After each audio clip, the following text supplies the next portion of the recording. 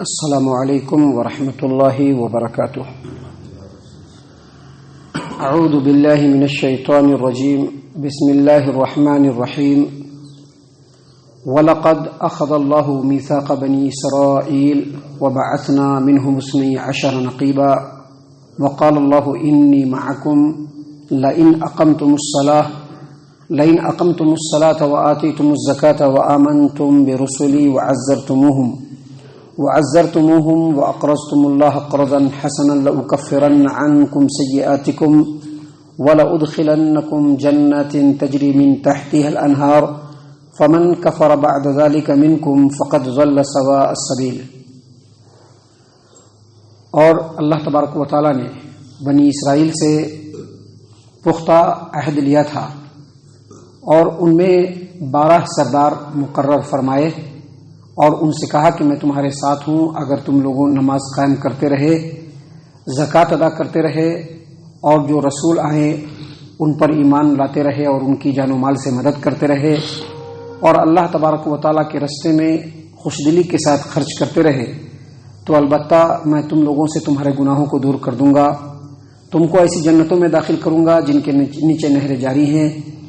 پس تم میں سے کوئی بھی ان باتوں کے بعد بھی کفر کرے تو وہ سیدھے راہ سے گمراہ ہو گیا۔ معزز سامعین کرام، سورۃ المائدہ سورہ نمبر 5 اور اسی سورت سے ابھی آپ کے سامنے آیت نمبر 12 تلاوت کی گئی اور آیت کریمہ کا ترجمہ بھی آپ کے سامنے پیش کیا گیا۔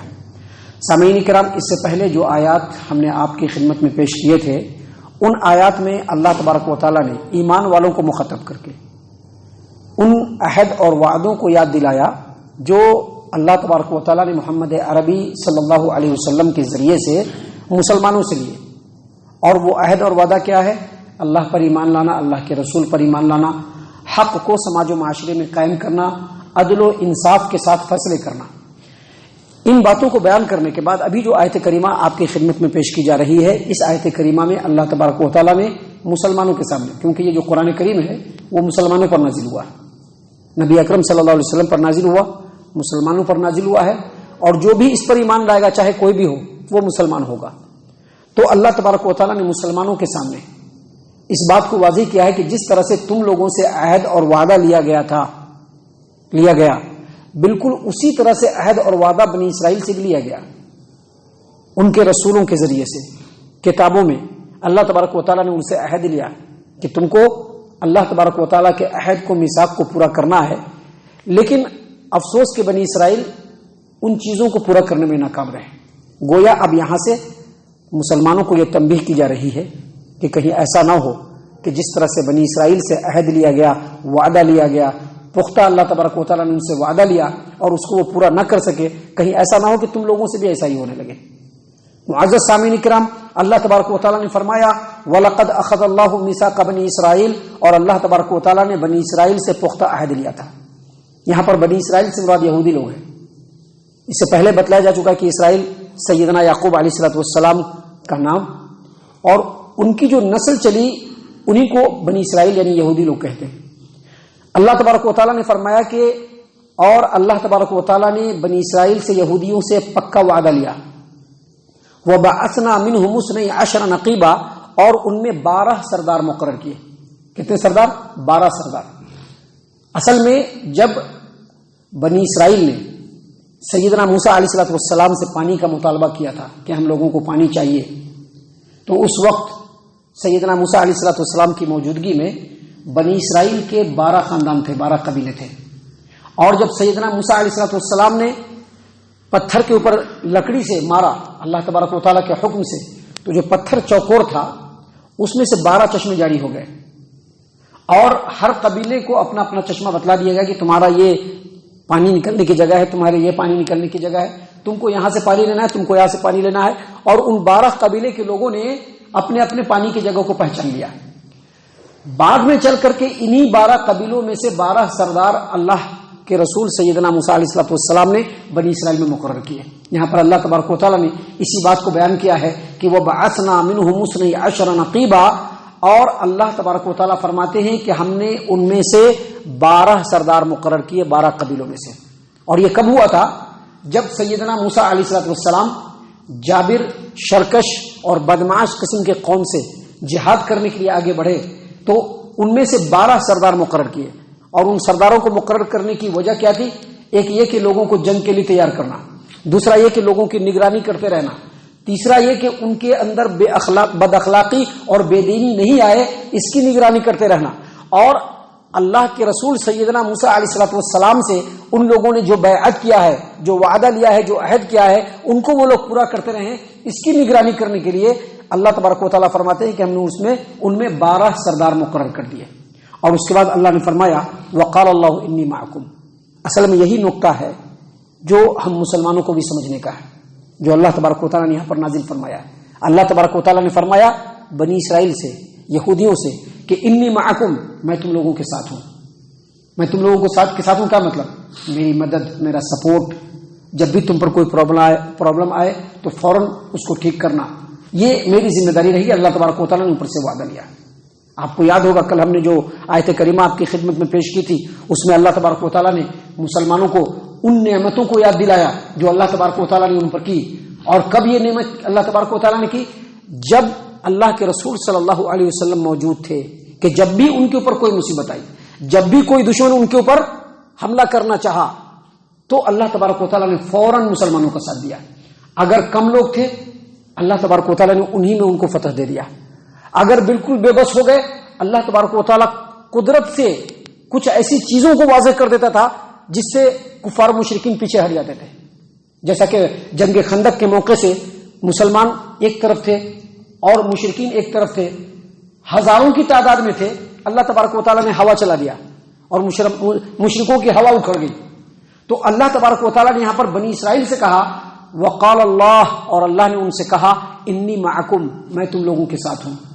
لیکن شرط کیا ہے؟ آگے اللہ نے شرط بتلایا، اور اسی شرط کو سامنے رکھ کر کے ہمیشہ اللہ تبارک و تعالیٰ ہر قوم کے ساتھ رہتا ہے۔ آج مسلمانوں کی جو حالت ہے، پوری دنیا کی بات ہے، جو مسلمانوں کی حالت ہے اور مسلمان جس طرح سے پستے چلے جا رہے ہیں، ہمیشہ ہم لوگ دوسرے لوگوں کو بلیم کرتے ہیں کہ وہ ایسا ہے، وہ ایسا ہے، ہمارے پر حکمران ایسا مقرر ہو گیا ہے، لیکن ہمارے اندر جو خرابیاں ہم اس کو نہیں دیکھتے۔ ہمارے اندر جو خرابیاں ہے ہم اس کو کریکٹ کرنے کے لیے تیار نہیں ہیں۔ اللہ تبارک و تعالیٰ نے فرمایا کہ اللہ نے کہا انی معکم، اے بنی اسرائیل میں تم لوگوں کے ساتھ ہوں، لیکن شرط کیا ہے؟ لئن اقمتم الصلاۃ، اگر تم نمازوں کو قائم کرتے رہے۔ دیکھیے سب سے پہلے نماز کا ہی ذکر آ رہا ہے، اور مسلمان سب سے بدترین نماز کے معاملے میں ہی ہے۔ دیکھیے آپ قرآن کریم کی آیتوں کو اٹھا کر کے دیکھ لیے، نمازوں کو قائم کرنے کی جو اہمیت ہے اس کو مسلمان سمجھ نہیں رہے۔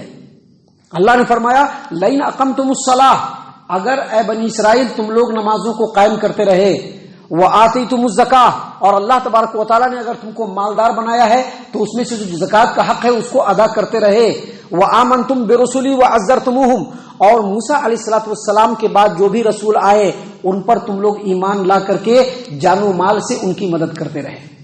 اور آگے مزید فرمایا وَأَقْرَضْتُمُ اللَّهَ قَرْضًا حَسَنًا، یہاں پر اللہ کو قرض حسنہ دینے کا مطلب یہ ہے کہ اللہ نے اگر دیا تو اس کو اللہ کے راستے میں خوش دلی سے خرچ کرنا۔ اللہ نے اگر دیا ہے تو اللہ کے راستے میں خوش دلی سے خرچ کرنا۔ اتنا دیا ہے اتنا خرچ کرنا، اتنا دیا ہے تو اتنا خرچ کرنا، لیکن خرچ کرتے رہنا اللہ کے راستے۔ اللہ کے راستے میں خرچ کرنے سے باز نہیں آنا۔ اس کا مطلب کیا ہوگا؟ اس کا نتیجہ کیا نکلے گا؟ اللہ نے آگے فرمایا کہ لَأُكَفِّرَنَّ عَنْكُمْ سَيِّئَاتِكُمْ، پہلا نتیجہ تو یہ ہوگا کہ اللہ کی مدد تمہارے ساتھ رہے گی۔ اگر تم نمازوں کو قائم کرتے رہے، زکوٰۃ ادا کرتے رہے، رسولوں کے اوپر ایمان لاتے رہے، اللہ کے راستے میں خرچ کرتے رہے، تو سب سے پہلا نتیجہ یہ ہو کہ اللہ کی مدد ہمیشہ شامل حال رہے گی، کبھی بھی اللہ تبارک و تعالیٰ تم لوگوں کو جھکنے نہیں دے گا۔ اور دوسرا نتیجہ یہ ہوگا کہ لَأُكَفِّرَنَّ عَنْكُمْ سَيِّئَاتِكُمْ، تمہارے گناہوں کو اللہ تبارک و تعالیٰ تم سے دور کر دے گا۔ گناہوں کو دور کر دے گا کیا مطلب؟ تمہاری نیکیوں کی وجہ سے اللہ تمہارے گناہوں کو معاف کر دے گا، اور اگر تم سے گناہ سرزد ہو بھی جائیں گے تو اللہ اس کی پردہ پوشی کرتا رہے گا۔ اگر تم سے گناہ ہو بھی جائیں گے تو اللہ اس کی پردہ پوشی کرتا رہے گا۔ لَأُكَفِّرَنَّ عَنْكُمْ سَيِّئَاتِكُمْ کا یہی مطلب ہے کہ اگر آدمی نیکیوں کی طرف بڑھتا رہتا ہے، اگر نمازوں کو قائم کرتا رہتا ہے، اللہ کے حکموں کی پابندی کرتا رہتا ہے، تو بشر ہونے کے ناطے اس سے اگر گناہ ہوتے ہیں اللہ تبارک و تعالیٰ ان گناہوں پر پردہ پوشی کرتا رہتا ہے۔ اور آگے اللہ تبارک و تعالیٰ نے فرمایا کہ اللہ تبارک و تعالیٰ اس کے بدلے میں جو تیسرا نتیجہ ہوگا وہ یہ کہ قیامت کے دن اللہ تبارک و تعالیٰ ایسی جنتوں میں داخل کرے گا جس کے نیچے نہریں بہ رہی ہیں. اور اس کے بعد کہا فمن کفر بعد ذلک منکم، اور تم میں سے جو ان تمام باتوں کے باوجود، اس حکم کے آنے کے باوجود اگر وہ کفر کرتا ہے، انکار کرتا ہے، تو وہ سیدھے راستے سے بھٹک گیا.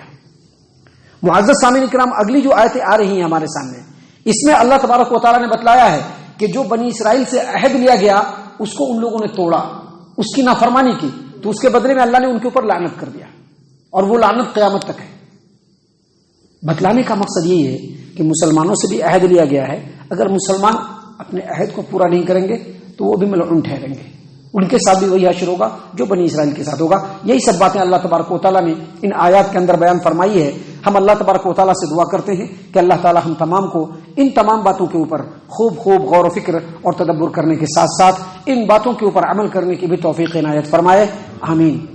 اللہ تعالیٰ ہم تمام کو صحیح معنوں میں پکا سچا مومن مسلمان بنائے، اللہ اور اس کے رسول صلی اللہ علیہ وسلم کی اطاعت و فرما برداری کرنے والا بنائے، صحابہ کرام رضی اللہ عنہم کے طریقے پر چلنے والا بنائے، جنت الفردوس میں جگہ عطا فرمائے.